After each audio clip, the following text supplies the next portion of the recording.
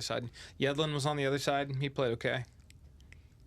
But Yedlin can play in a typical four-man back too. Yeah, it can be tricky because you've got you puts a lot of emphasis on those outside players, and you do it maybe to get them further up the field, but sometimes you end up wasting them because they have to do so much defending. So you got to be brave. Reyna looked good. He looked very good. He defended his ass off too from a wing striking position, which was good to see. Pulisic he had a so-so game, but you could tell when he's on the ball, it's just different. And McKinney looked good. When you've just played in the Champions League final, like it's... Yeah, you're at the highest level right there. Yeah, he looked good. McKinney looked good. He won everything in the air. He's not even that big of a guy, but he's just fucking athletic. Yeah. Who else? They won. They got the result. They won. Somehow. Yeah. 2 set pieces and a PK. No goals in the run of play. Yeah, they couldn't put much together offensively.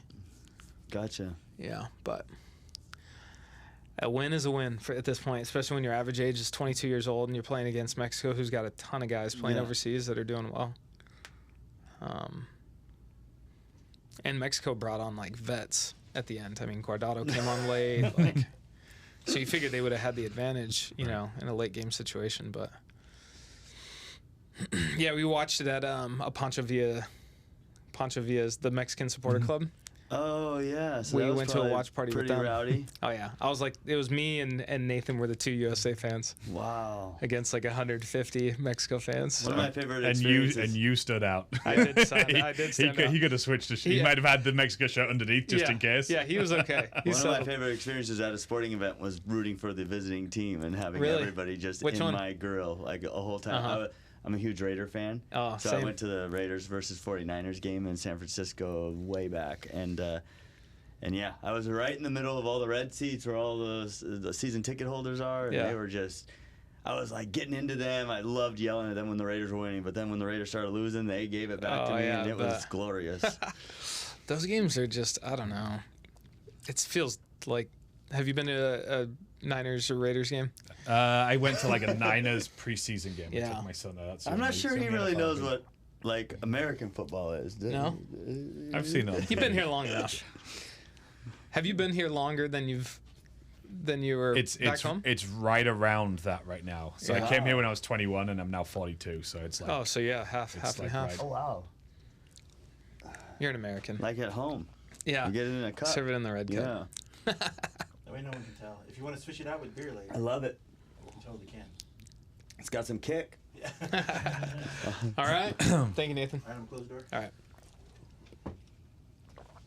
Yeah, the Raider games and stuff just feel like, I'm a Raider fan, but even for me, it's like if I had kids, I wouldn't want to take them. What? You're crazy. Oh, dude, at the Coliseum, it's a fucking mess. Well, they're not at the Coliseum anymore. Okay. However, I love that fucking mess. Did you really? That was heaven to me. I've seen more people. So the last time I went, I was sitting like way up. I got some cheap seats, and I'm sitting behind these 4 dudes who'd just come in. Like we actually almost walked together all the way up.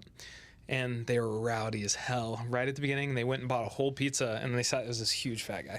And then he sat down, and he had the big box of pizza, like, open, and they were all eating off of it. And by halftime, they were all asleep on each other. They slept the rest of the time. Like, people woke them up at the end, like, the game's over. Yeah. No, I think it was actually, man, it's been a long time. It was against the Colts when Peyton Manning was still playing. Oh, gotcha. I may have been at that game, actually. Really? Yeah. So I went to several Colt Raider games when Peyton was... they only did it a few times at Oakland, but I went to a couple of them, so... I saw Peyton. All I remember is that at the end of the game, to kill it, he did a fake handoff, play action, and then he actually ran. Yes, that was the game. Yeah. I was there. Yeah. That was the game, actually, I think the Raiders returned a kickoff for a touchdown to open the game. Yes. Yes, yeah, I was there, actually, in the box of right in the end zone. So, really? Yeah, we were at the same game. We were probably close, yeah. That was a fun match. Well, let's get into it. So, man, Freeze is back in town, right? We're back, baby. We're back. first game down. It's coming off of a pandemic. I mean, this is nuts. I mean, the fact I give you guys a ton of credit, because one thing I continue to say, even though it's like I wish we could, but like I just talked to Derek Franks at the Grizzlies, and I talked to some of the other teams. It's crazy to be able to run a season this year. So kudos to you guys for being able to pull it off and get it going. I'm sure there's a lot of stuff that's still kind of working itself out, but the fact that you guys are able to pull it off is pretty incredible. Thank you. And to be honest with you, we couldn't have done it. This guy's been busting his butt doing all the admin stuff and, getting us cars and sponsors and everything. I'm just coaching. I'm trying to rally up players. That's pretty easy. But this guy's been working behind the scenes to really get this thing going for the players. So it's cool. Yeah, it's been an interesting thing. I mean, we'd love to have a month, 2 months, 3 months of lead time on stuff, and we're settling for an hour in some cases. Of hey, when do we need this done by? 6 o'clock. Okay, it'll be done by 5:45. I think everything goes well, but. So far, we've pulled it together. It's not where we want it to be. That's probably something for next season. We've had to reevaluate kind of what our expectations are a little bit. But it was important, I think, for the Valley. It was important for the players that if we could do it, we did, and so far so good. Yeah. So obviously, talk a little bit about the differences from the past and now. I think before the group was owned by Alex and Lisa Ott, and they kind of ran it in a way where it was kind of supported with the Grizzlies when they were under the ownership of the Cummings family, and Jeremy Schultz kind of was able to help support both. Both teams played in the same location. Now it's new ownership in a different kind of format. How did that process take place, and kind of what are some of the big goals of the club moving forward? So, I probably should speak on that more since I've been involved since the beginning. But so basically, when Alex and Lisa left, and after Fresno FC left and said we were on a hiatus, the team was basically just paying league fees but not playing. So I actually took over paying the league fees for a couple of years just to keep the franchise going. So it's technically still the same exact franchise. And then I spoke with Alex, and he pretty much had sold it to me. And then we were getting closer, not sure if there was going to be a season. I'm like, I really don't want to do this by myself. Like, I need that group like we had before. And so obviously we've spoken. Yep. But then I was talking to Kevin one day in the office. I was like, hey, this just makes sense. Like, what do you think about, Cosmos becoming the owner of the team essentially, and then running it through that, and then seeing what we can do. And he was like, I think it would be a good idea to explore. This was March something, like early March. Yeah, right? Not that long ago. No. We didn't even know. They weren't even sure if there was going to be a season. Yeah. So basically, I owned it essentially for a couple years when we didn't play, and just kept it alive. And then now we've decided to launch it back out. We've realized that this year is a great year for us to capitalize on the opportunity to be the only ones playing in town. And we've got supporter groups that are starving for soccer, so why not come out and support the women? So Kevin got behind it, the club got behind it, and said, let's do this. So now we're trying to make those partnerships, and get it going. I mean, that's it back a big to move. where it was. But as far as how we're operating, there's not a lot difference except for the leadership group of you guys with Fuego and with the Grizzlies had everything down at Chuck Chansey and things like that. Well, now we're running out of a smaller office and things, but the plan is to run it very similarly to what it was before. And as far as the players, like, we're returning a lot of the same players and stuff. So we're hoping it to be back to where it was eventually. This year, we hope to be competitive and win games and get it there and create a great atmosphere at our home matches. But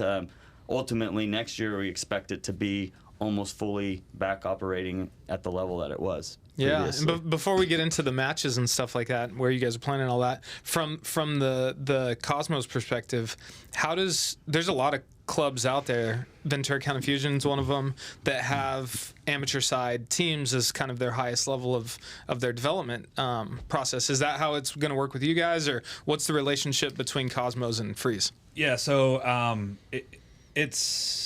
there's a lot of things that we're trying to do as a club, as well, looking to grow. We really want to serve the region for soccer. So, up until now, our primary thing has been competitive soccer through St. Carl Cosmos. We recently acquired a recreational league as well, East Fresno Youth Soccer League. So now we have the ability to do more on the recreational side, which has been a big piece. We've always had additional programs. We have a parent and me class for 2 and 3 year olds. We have our apprentice program on Friday nights. It's always been about trying to do more. And the adult section of it is something that I think it's a big underserved area for us, both as far as first teams are concerned, like a Fuego and a Freeze, but also on a second, third team level over 35, something like that. Something that's a little bit more organized and part of a bigger.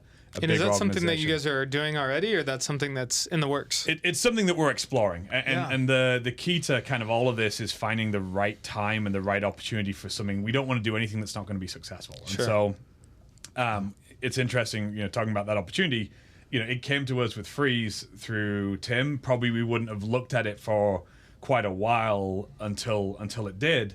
But one of the things that was kind of most appealing to me was, this was back when we were in the height of everything's going to be shut down forever.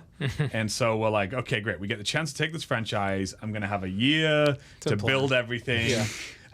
At the same time, we've just acquired a recreational league, but we've got a year to build everything. And it's probably perfect because no one's going to play club soccer this spring. There's not a chance it's going to happen. And then, we sign on the dotted line, and 2 weeks later, the governor's like, yeah, I'm kind of nervous, so I'm going to open everything up. And so... So everyone's rejoicing, and everyone's coming to be like, isn't this great? We can play soccer. And I'm like, are you kidding me? I don't think I'm going to leave the office for the next 72 hours. So right. I'm dizzy from all the spinning we've been doing. Holy cow. So it was it's been interesting, and it's been fun, and it's definitely tested me. I like a much better grip on everything that we're doing, and in order to keep all the plates spinning, we've not been able to be as on top of everything as we necessarily want to be, but we're in a great position with the St. Carl Cosmos organization as far as Tim taking on probably more responsibilities than a head coach typically would, and us kind of leaning on his experience of being part of the program before. Alex has been great with some things. He's helped us through some of that stuff. Our board is fantastic, and then we have 4 other guys full time in the office that. Their job is other parts of what we do as an organization, but they're pitching in and well, even you guys helping us, telling us about Capelli, and now they're one of our biggest sponsors essentially. So you guys have helped us a lot too. And so kind of going back to that idea of where Freeze fits within our club. I think it plays a huge role for us, for our players. Obviously, at this point, our female players looking at. Hey, here's someone to aspire to. This is the team I want to play on, and so on and so on. But I think it's more than that. And I think if we treat it just as Cosmos team, then we're really devaluing the Valley, because it needs to be more than that. And so that's something from the beginning. When we've gone out to look for our staff, we have Amber Hernandez, one of our coaches, who's from. South Valley Chivas. And Matthias Fernandez, who works with our goalkeepers, is not with our club, and we've tried to really reach out. We've reached out to all of the other clubs and all the other entities in town to say, hey, do you guys have somebody that wants to be involved in coaching this, because it is bigger than just our club, and we don't want those kind of politics to get in the way, and we want this opportunity to be supported by, and also to provide opportunities for players regardless of what club or what entity they came from. Yeah, I mean, it's an interesting topic that you kind of bring up, because the politics of youth soccer are almost as entertaining as the politics of our country. And there seems to be, I mean, I think it's hard to understand for people why there's all this competition and there's this, but at the end of the day, we live in a place that's a competitive country, competitive sports, and your goal as an organization is obviously to develop players and to win at the highest levels and to compete nationally. So talk a little bit about that. I mean, is it a struggle with a team being attached to a youth club? Are the politics playing a factor on the ability to acquire players and coaches and support from around the Valley? It's tough to say. I think we're very early in it. I think we've been really pleased with how some entities have got behind it. Obviously, we have players on the roster that have come from various different programs, and we have some people that have been very helpful in supporting us, be it through social media or other ways. But I think, we're going to see more kind of over the course of the season. Who do we have out at the games? Who's continuing to push the brand, because just like Fuego. I mean, it was a huge blow to soccer in our valley when we lost FC. It's a huge boon that we've got Fuego coming back. Like, we feel the same way about the Freeze, and so we understand. Like, there are some people that might feel like supporting that is supporting their competitor. We don't see it that way, hopefully, and we're hopeful that that everyone will get behind that piece of it, which is providing an opportunity for everybody. Right. I mean, it's just it's time in general for our community to work together instead of against each other, right? And so, amen to that. To me, if people don't want to work together with the youth players, there's no reason why we shouldn't be working together for at least once they've all graduated, where we're not necessarily using them as youth players anymore. Right now, this is these players aren't paying anything to play. We're taking care of everything for them, and through our sponsors and stuff like that. So there's no reason for everybody not to get behind this one entity, whether it's run by this organization or that organization. I was just talking to somebody the other day, and he's like, "Hey, I'd like to borrow some players." I said, "Great, we'd love to let you borrow players, but last time that happened, we didn't get the word that we were given wasn't held, right?" And so we just gotta come together eventually. I've been doing this for 20-something years in town, and I'm waiting for the one day when everybody starts embracing each other and supporting and helping, because at the end of the day, it's what you're wearing on that shirt right now is what we're trying to do this for, right? 100%. So, yeah, I mean, that's one of the fears that we've encountered ourselves. You know what I mean? Every person out there that knows business is going to tell you, hey, if you want to run a successful pro soccer team, you probably should have a youth club, because there's definitely a lot of people that want to play soccer and that want to be involved, whether it's just for fun or at a competitive level or whatnot. But people will spend money on their kids always, and they'll do things. And it's a business that can help anchor a lot of these higher level teams. And one of our fears over the years, from Jeremy and I back in the day with Fuego as well, when we were thinking about it back in 2013 and 14, we were met with a ton of resistance. Like, don't get into this space. Yep. Don't get into this space. And it was an interesting thing to learn about. And we decided not to, and we don't have any intentions to get into that space now either. But it's a mess sometimes. But at the end of the day, what's more important is that we have an insane amount of highly talented players that have been developed through all the clubs in town. So clearly there's clubs out there that are doing an amazing job developing our youth. We've seen players get drafted into the MLS. There's players.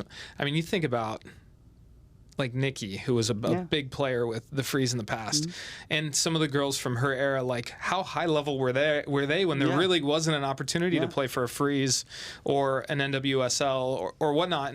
And the landscape of women's soccer is booming, in my opinion. And I think U.S. has a big, the U.S. soccer is helping with that for sure. Well, we've had about 20 players who have gone on from playing for Freeze and afterwards gone to play professionally overseas or domestically, and then players previously that have played for the local WPSL teams, like Lynn Williams, who's playing for the U.S. national team, and Cammie, who plays for Houston Dash and stuff. Like, these are star level players that played right here in Fresno. Anissa's from here in town.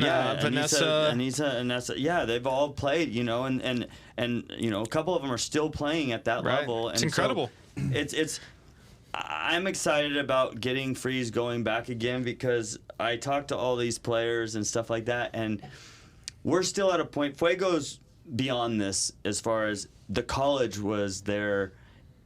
Fuego is the most important thing for a lot of the players that play for Fuego, right? Where with Freeze, it's always been college for the women, right? And that culture of establishing that Freeze is actually your forever team. We've got players, like I talked to one girl, she's been on the team every year that we've been existing. I go, I've coached you longer than any other coach has ever coached you. And she goes, I didn't realize that. I go, yeah, more than your college, more than your high school, more than your club coaches. And she goes, wow, yeah. Like, when people start realizing how important Freeze is, like the girls, I think that's when it's really going to take off. And get that. I mean, we did an event 2 weekends ago, an alumni event. We had a bunch of alumni come out, and it's like they're at a family reunion. Yeah. You know, and I think the Freeze does the same thing. Yep. It's where, like, these people kind of get to grow up together. They get into those formative adult years where they're going through college, or maybe they're just past college and they're experiencing life, and some of them get married and have kids and all that stuff. Vanessa Panuna has been out at training the last 3 weeks. She plays for River Plate now. She started with us, like, she was, I think, a junior in college, or she had just finished at Fresno City, and she remembers telling me, like, we were just talking about it at practice. I go, I remember when you used to come out here and you were a scrub. And she's like, oh, I got my ass kicked all the time by Nikki and by Ashley. They kicked my ass, and I thought there was no chance I'm going to make it. Somehow I got on the roster. And I'm like, yeah. And now you come out to our training, and everybody thinks you're a badass. Yeah. Because you're a pro, and you play so much faster than you ever did back then. Just because she's now believes in herself, she's got the confidence, she's playing professionally, so she comes out there and it's kick ass, man. It's an incredible place for players to really hit that next level. Yep. It's like you can get through club and academy, and then you go into college, but the moment, you know, from what I experienced with Fuego and seeing Freeze as well, is like, all right, you're playing mostly 18 to 22-year-olds in college, but then you get onto the Freeze or the Fuego, and all of a sudden you're playing against 32-year-old people that have been pros for 10 years, and it's the mental space is a different place than even the college level, and probably the training is at a higher level, you know, in some cases. So it's like, this is a great place for players to just reach their next level. Yeah, exactly. And for us, I mean, we've created an environment that embraces as many women soccer players that play at a high level as possible. So we allow players to stay on as training-only players and things like that as well, so that we have the numbers at train. I mean, every training session we're looking at 30 to 40 players showing up, which is incredible for the players, where past WPSL teams before Freeze was started struggled with getting players to show up to training. So I'm really proud of the culture that we've created over the time, and it's just and now it's time. We gotta go out there and compete, and we gotta get this community to really get behind it, you know. And this is a time. One of the interesting things I think of a team like this, and you touched on it a little bit, but we have a couple of girls that played for us this weekend that are high school seniors. Yep. And then we have a couple of players that played for us that are in their late 30s. And so it's a different world for those players. And, you know, the biggest thing when we're talking about kind of practice mentality, even the best club teams, you still have some players that are kind of have to go there. Do they really want to? Well, when we have players that are like, you know, they have a job and they have kids and they have a family and they're giving up all of those things because this is their 2 hours of me time, like, everybody else better be on the same page as that, because, you know, that's a huge deal for them to sacrifice to be part of this. Right. And so, hey, when you've got to pay a babysitter $100 so you can go to an away game, like, you know what I mean? That's a kind of commitment that the, you know, the 17, 18-year-olds haven't seen, but it's such a great growth experience for them. I hate to cut Kevin off. However, just for anybody that ever listens to this, if Coach Tim has to become babysitter because you're a badass player that wants to get on the team, I will gladly have your kid run around on the soccer field if you can ball on game days. I think for me it's a beautiful thing, because I think, and it's hard. We're three freaking guys talking about women, right? Yeah. We're going to screw a lot of this up. So women, I'm completely sorry if I say anything incorrect. But I think there's this growing equality, I hope, of access. Like the USL just announced they're bringing back the W League. There's many different. There's 3 different leagues, kind of at a similar level to where your guys really right now. WPSL. It changed now. The UWS, United Women's Soccer, and the WPSL. And there's like a WISL or something like that? Yeah, and so those are generally a little bit lower, but yeah, it's usually those two are the two that you would say. And really, the UWS was branched off of the WPSL. So a couple teams decided to start their own league because they got mad or whatever. Yeah, and some things are regional and stuff. But the amount of teams and the availability of roster positions has grown so much. Our league alone has 126 teams in it. Wow, yeah. That's incredible. But the point that you make about babysitting and families and all that stuff, I think it's just so important, because I think a lot of women in the past have had to kind of give up on some of their dreams to be in the family life. And this access in their hometown, close to where they're at, is hopefully giving a lot of people the ability to continue playing soccer at a high level without having to sacrifice family life and a lot of these other things that are really important to people. Yeah, and it's just when you're coaching those types of players, those ones that are a little bit older and things, and they know that like probably their time is going to be limited, right? They've only got a few years left, maybe. We'll ride them until we can, type of deal. But hopefully, but they'll sacrifice so much for that game, right? That one last run, And I'm so excited that we were able to come back because, for instance, I have Colleen Lucio on the team. She was a Fresno State player back in the early 2000s. Oh, wow. Played for Cal Storm, won a national championship in the WPSL. Was going to play for Freeze in 2019 before the season ended, and I was able to see her 2 years later and say, "We're back, get on," and she said, "I'm in." That's and awesome. She's out there, and you know what? The last game, she went in there and just you could see like it meant something to her. Like it was important. Like she wants her kids to see her play soccer, It's incredible. It's I mean, you think awesome. about some of the players over the last few years on the men's side. It's like Milton, who else? Gaston. Well, even Chiva. Yeah. I mean, a lot of these guys, like, they had their kids, and their kids got to see them play. And they took them out there. That's right, yeah. Ashley plays for us, and That's so right. Aliana was out there at practice, Yeah, and I isn't remember that when she was brewing in the oven. Right.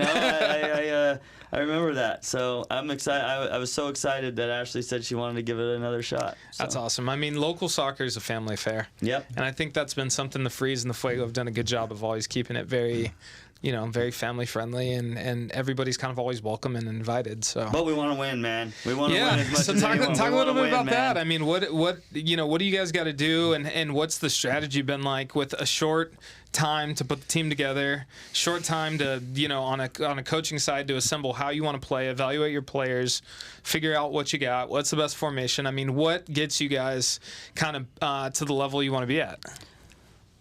To be honest, we're learning on the fly this year because it was a last minute. Typically, we would have a couple months. We'd do combines and have a couple months to prepare, have some exhibitions, things like that to really start finalizing the roster. Even just get in shape, right? Yeah. For some of the older players. Well, and there's been a whole year of all of us sitting here drinking beer and so this watching year, TV. Yeah. So this year, obviously, the recruitment time's been down. I didn't get a lot of chance to go out and recruit any. So our roster is pretty much, it's 100% players that are either from here or are currently living here. Mm-hmm.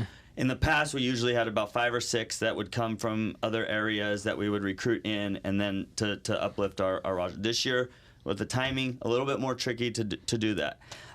So that's been a little bit of a struggle. However, we got good quality and things, but just going out there and finding and identifying and making sure that the right matchups are there has been a little bit tricky because we just haven't had the games. Mm-hmm. But so we're kind of using some of our early season games to kind of figure it out. I mean, it's just what it is. We have no other option, really.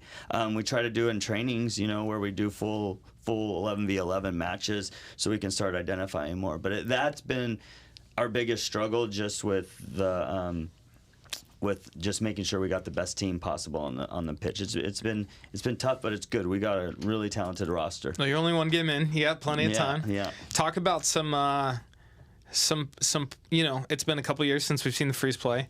What are some exciting players that everybody can look towards? So we got a lot of them. Well, first off, our goalkeepers are both outstanding. So Morgan Birch was from Cal State Fullerton, then went overseas and played professionally for about 4 franchises, and then was rehabbing, and her boyfriend's here in town, was living with him, and said she wants to play. So she showed up, and she's been nails. Alexa Marchini is one of the best high school goalkeepers I've ever seen in this area over the years, and she's on the team as well as a goalkeeper. So we have 2 stud goalkeepers we're real excited about. And then, I mean, returning players, we have Alyssa Nishikawas taking more of a leadership role. She started with us when she was only 17, 18. I remember, yeah. And now she's a college graduate and has a career and is still playing for us. So she's one of our leaders.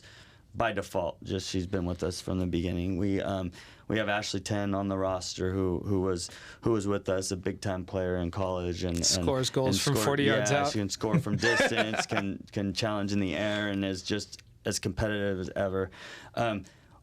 High profile wise, Abby Borchers is a player that plays in the front line, and she plays at Cal Berkeley, so that's a big Pac-12 program player that we have.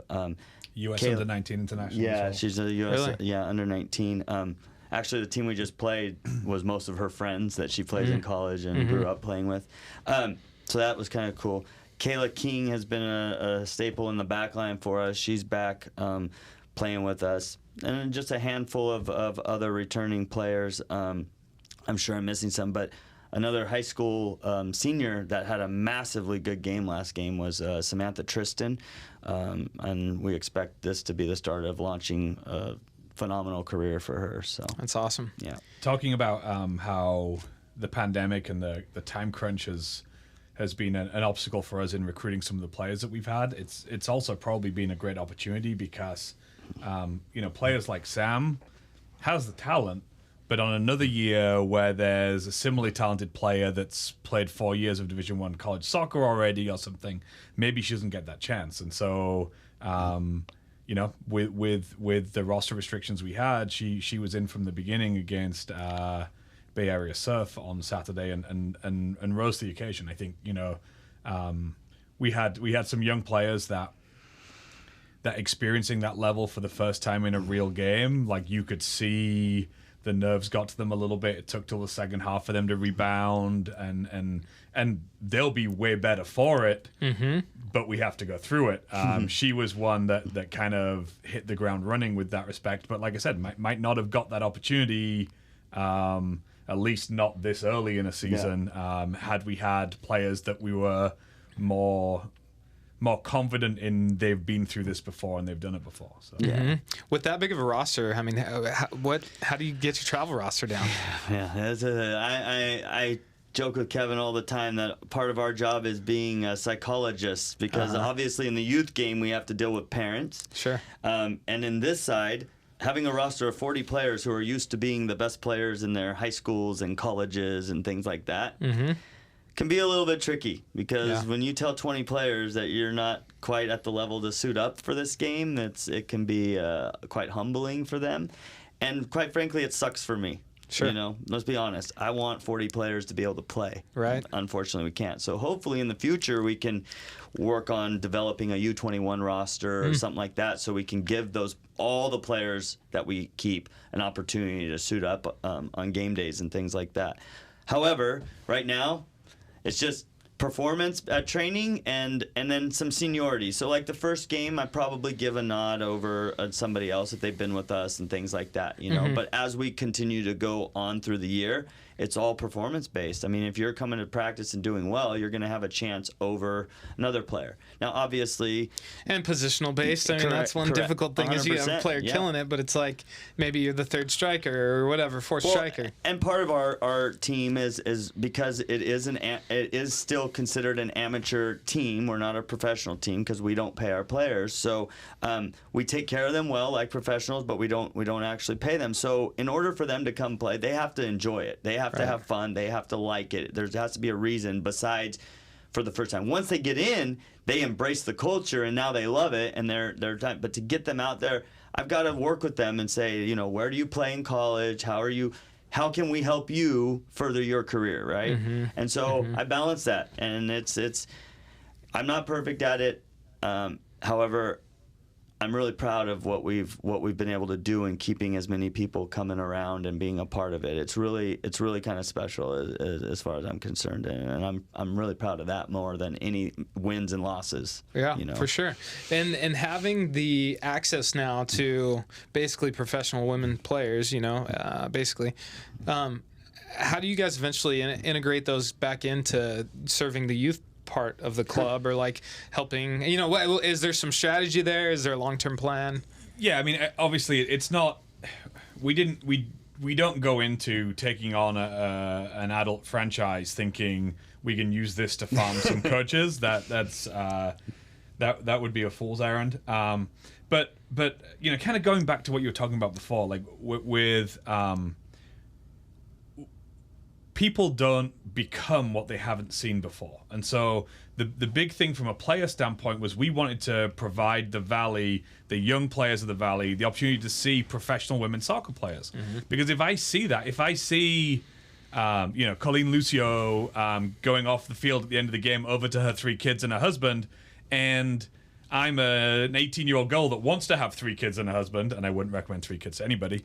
I can see that I can do both of those things, and a lot of the time, for players to reach their potential, they have to have the right support, the development, whatever. But they've also got to see like that one spark of someone that's done it that helps them see it can be done, because that gives them the belief in the tough times. We also have the same thing on the coaching front. I mean, there is a huge deficit of female coaches, sure, for lifestyle reasons. But we have a lot of coach. One of the things. Why do you think that is? I think there's lifestyle reasons. I think there's family. There's some things like that. I think it's been traditionally a male oriented field. Like we said, one of the things. But at the youth level, do you have just as many female players as male players, or no? Close to it. So it starts off 50-50, right? Yeah, absolutely. But then it tapers off as you get older. Yeah. We want more women coaches. That's for darn sure. That was, one of the things we were so, like, we went so hard after getting Amber Hernandez to be on the coaching staff was to have a successful female coach who's coaching youth and doing a great job of it, and to show that that's there. I think, again, there's so many women players that go through and never had a female coach. So then it doesn't. Is that something you want to do? If nobody's doing it, there must be a reason nobody's doing it. So maybe that's not something I want to do. And so we're actively trying to recruit coaches in general. One of the things that we have to do in our area is grow. We have a lot of people with a soccer background. We don't have a lot of people with a trained, educated coaching background. And so that's a big piece for us as a club, and for the legacy that we're trying to leave behind here, is to develop that. But definitely as far as females are concerned, we have players coaching within our club that formerly played for our club, went off to college, came back, and whenever we see those people, myself especially, have you thought about coaching? What role can we find that fits into what you're trying to do? Because you might not be able to give up your weekends and those things, or not be ready to, or not want to, but maybe we've got one program you can coach in one night a week that just keeps you in it and keeps you learning and keeps you developing until that point when they see that, maybe they don't, but for us, I think it's part of what our duty is to the players. Yeah, we've got to develop them as players. Absolutely, we got to develop them as people. We got to teach them right from wrong, perseverance, dealing with obstacles, all those kind of things. But I think we've also got to give them role models that they can look up to and try and emulate. And so it's definitely something we're trying to do, but I don't have the answer. Well, it's crazy because we went to the coaching license course, the residency courses for U.S. Soccer, and how many females were in our coaching course, like with all the groups? Maybe a total of 3 or 4, maybe. Wow. Maybe a handful out of like a couple hundred people. I know NorCal just ran a C license course. And I think they had 3. I'm guessing they had 3 groups. They usually do. So that'd be 3 times 24, so 72 players. 72 coaches, should I say? And I believe 7 of them were women, and it was the most women they'd had on a course. Yeah, it's unbelievable to me. It's just I can't even fathom it. I mean, you see it, but you don't think about those numbers in volume, And it's, it makes a lot of sense to me that we as a soccer community should do our best to try to incentivize these young girls to get into coaching and to do some of these things and find a way to make it happen. Yeah, if people can, like, if we can get the community to support Freeze, if not long term forever, at least just this year, right? There's no other soccer in town. That's going to create an atmosphere for these young women to get excited about, right? Like, oh my gosh, we're actually big time. Like, they're going to feel that importance, and they're going to feel like they can be the prize, right, of being watched rather than only the men most of the time. That will probably then start attracting more people to coaching and to playing and things like that. And so, I mean, there's a little bit of star power. Yeah. Like the thing I saw with the Fuego is it's like, all right, you're playing amateur soccer. It's this incredible thing. It's really fun. It's part of your development, or if you're past college, it's it's a lifestyle choice that you make. But man, you stepped into Chick-Chansey Park and there's 5,000 people there, and you're like, it feels different. And I think that was one of the beauties I saw with the Freeze and the Fuego together, was when they played at Chick-Chansey Park. It's like there was a lot of fans that came out to watch the girls ahead of time, and being able to be there and have a locker room space that was legit. I mean, they got the home locker room. It was. The girls had I took a lot of pictures and I bragged about our locker room. The girls had they had to be the best locker rooms in the league, right? I didn't tell anybody this. I didn't tell Jeremy or anything, but occasionally I would leave my house and go use the shower to take a shower at the locker room because it was so nice. Because it was so cool. Yeah. I mean, there's a cool experience to that. I mean, and I think what I saw when Fresno FC when Fresno Fuego was purchased and turned into Fresno FC under 23s, and it was moved to Fresno State, and then the Freeze played at Fresno State. There was a difference. Yeah. There's a difference. There's a difference in quality of experience for the players and coaches, 100%, that I also think resulted in some of the results, and the quality of play. So, I mean, as much as fans are out there watching, you do make a difference. Like when you're there pumping up your team, rocking in the stadium, the players play differently. I mean, there's such a home field advantage when it comes to soccer. And we've got a good setup. So tell us about where you're playing. How do people find out? How can they come to games? I'll let him talk more about like the details of that stuff. However, I'm really excited about, because we played at Fresno State that last year when we were Fresno FC, and the atmosphere was nowhere near it. Fresno City's going to give us an opportunity to create a much more intimate atmosphere that's similar to what we had at Chick-Chansey Park, just a lot closer. And so if we can get those supporter groups and things like that, I mean, they haven't had soccer for a year and a half now-ish. They can have something this year. It might not be exactly what they were hoping for originally, but I guarantee that if they get out there and support it, they're going to enjoy their time. They're going to have fun, and they're going to be proud of the girls that are on the field and representing their community. And so if we can do that, man, and Fresno City has provided the opportunity for us to do that. We'll have a nice locker room set up. Shout out to Oliver and Eric. Yeah, shout out to Derek. 100%. Absolutely. Those guys are incredible. Yep. Oliver's been very supportive. Solberg's been great, and Fresno City has definitely taken care of us and their whole staff. So as far as like all the other details, top class trainer David. Shout out David. Yeah, shout out to David. He's got his David Holford. He's going to help us out with the locker room. Oh, just so he might be up to 6 masks just so you know, week. the most excited I got about the entire year was when Emily Adler and Brian Rand and Megan and David showed up to our combine. Oh, I was awesome. stoked. So Emily and Brian have been doing our physical, our athletic training duties. But then Megan showed up last night to training because the other two, they're all they're a crazy group of friends. They're all like just take care of each other. the athletic training family. We love you guys. Anyways, to get off track, I'll let Kevin go on with the other stuff. Yeah, so, I mean, as Tim was saying, our first home game's June 26th. It's actually a doubleheader. We play the 26th and the 27th. All our home games are at 6 p.m. They're at Fresno City College on the soccer field next to Ratcliffe Stadium. As you were saying, Oliver Jamond has been hugely helpful in that. I mean, this has been the craziest time ever to try and get any kind of facility. He's only Swiss I know. They beat us. They beat us last time. They did. That's right. That's right. But yeah, getting he's been hugely helpful. Obviously, Eric and Derek as well in getting that through. But it was without him, I don't think it would have happened. Obviously, everyone was nervous about having any kind of gatherings on campuses and things like that. And so that's huge for us. We're excited. The surface looks great. It does we look were just out there the other day checking it out. I mean, we're going to have the whole thing wrapped in banners and talking about the supporters clubs. I've talked with Fire Squad. I've talked with Skulk. I've talked with Esquadron. They're all supportive of what we're doing. I think we're going to have. There was talk of drums and smoke bombs and the whole thing, and so we're excited. I mean, it's.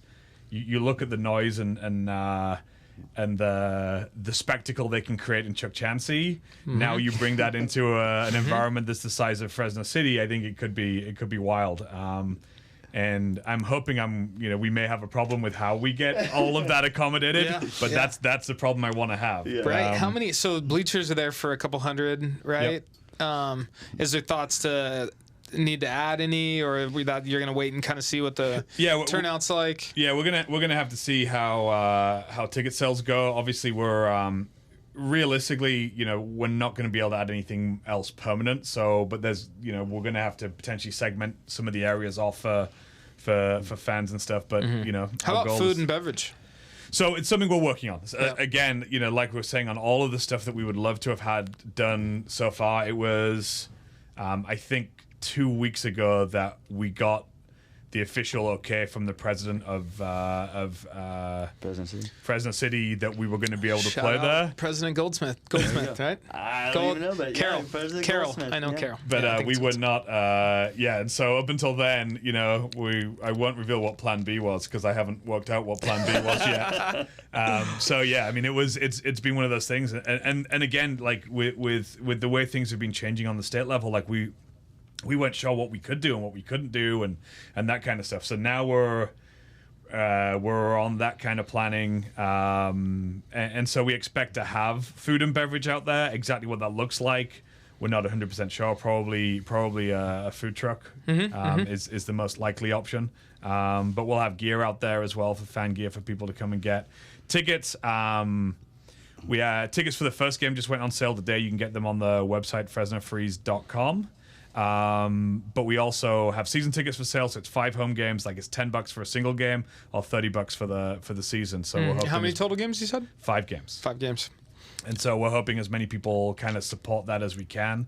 Obviously from a club standpoint, we took a shot in the dark of financing this whole thing. We've been really grateful to Capelli, who came through big with us, helping us with uniforms and apparel and that kind of stuff. And Calviva, another big sponsor of ours that's helping us kind of make ends meet this year. But obviously for a couple of reasons, ticket sales are important. One, to make sure that we're funding this well, so we're in a good position going into next year.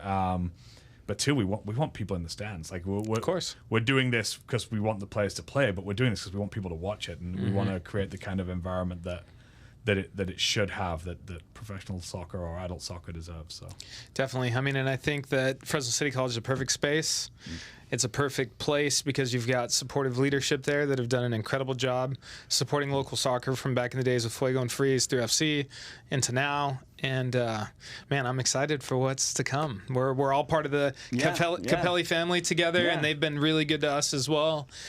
Great partner, really. I think, and this isn't just a sponsor plug. Like, I genuinely mean this. I think that when we were deciding what partner we wanted to go with between all these different groups, it felt like Capelli gave a crap about our community. They wanted to see the players from our community really excel in their careers and give us opportunities to connect with their clubs overseas, their academies overseas, feed us players from those places as well. So it's more than a apparel sponsor. It's a true partnership. It's a football partnership.